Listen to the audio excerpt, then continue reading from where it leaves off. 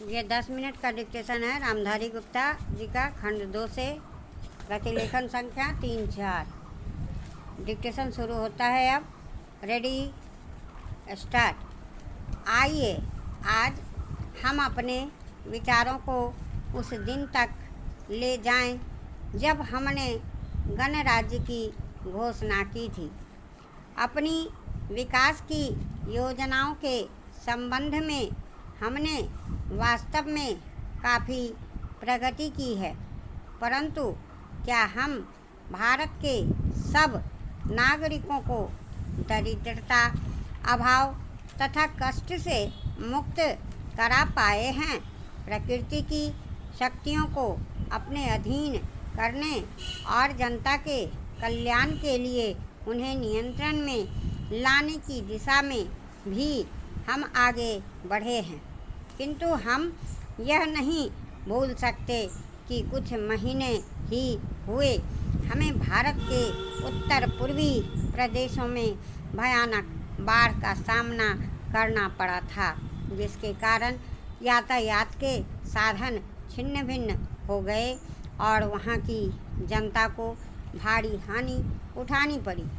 निसंदेह साक्षरता प्रसार और रोगों के निराकरण के महत्वपूर्ण उपाय भी हमने सोचे हैं, यद्यपि अभी भी देश के बहुत से भागों में निरक्षरता और बीमारी पर्याप्त मात्रा में दिखाई देती है। जन कल्याण की योजनाओं को हम बराबर आगे बढ़ाते रहेंगे, यह हमारा दृढ़ संकल्प है, इसमें संदेह नहीं किया जा सकता। इन योजनाओं के पूरे होने के संबंध में जो प्रयास अब तक किया गया है, उससे भी हमें असंतुष्ट नहीं होना चाहिए।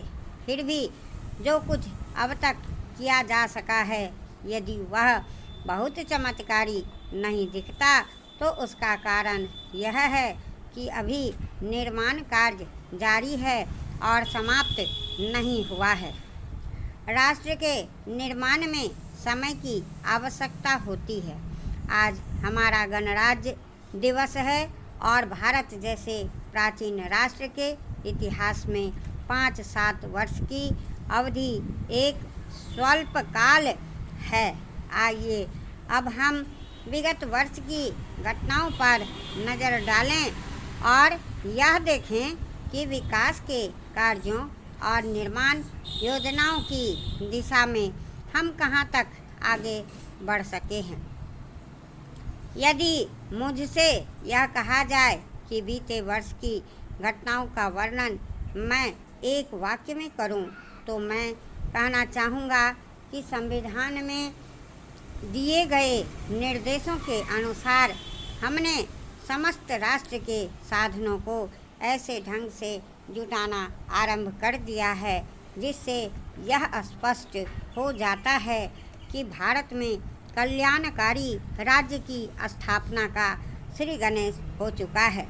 पिछले वर्षों में हमने जो संकल्प और दावे किए थे, अब वे मूर्तिमान होने लगे हैं। इसलिए अब यह समझना कठिन नहीं है कि राष्ट्र किधर जा रहा है और आगामी 10 या 15 वर्षों में हम किस स्थिति में होंगे। महान नदी घाटी योजनाओं पर कार्य बराबर जारी है।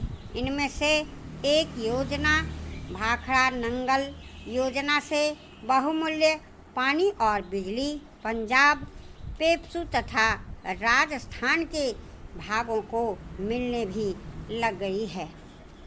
दामोदर घाटी योजना से कुछ समय हुआ बिजली प्राप्त होने लगी थी और हीराकुंड, चंबल तथा दूसरी महान योजनाओं की भांति यह योजना भी यथेष्ट रूप से आगे बढ़ रही है।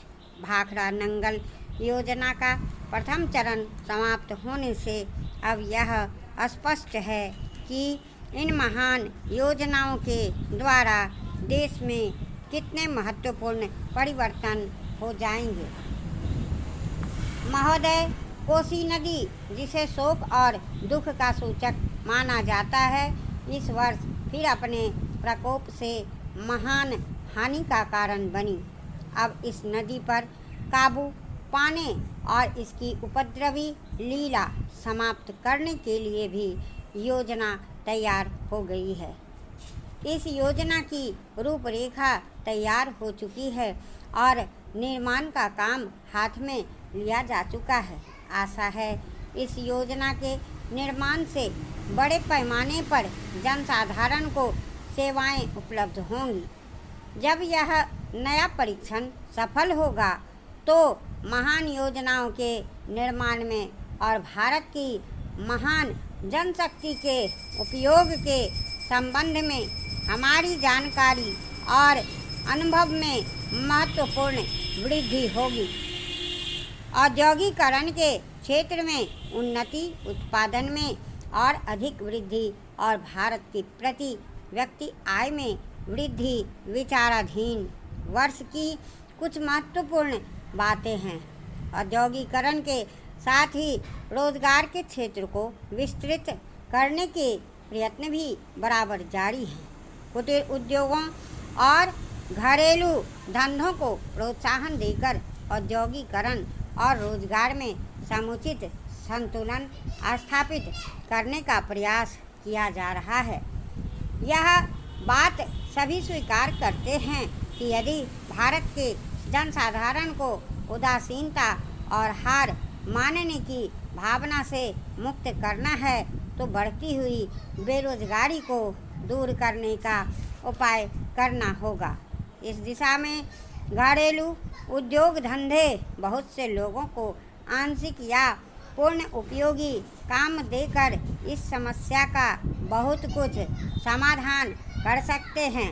इसलिए पंचवर्षीय योजनाओं में पुराने घरेलू उद्योगों को पुनर्जीवित करने और चालू कुटीर उद्योगों को प्रोत्साहन देने की व्यवस्था की जा रही है।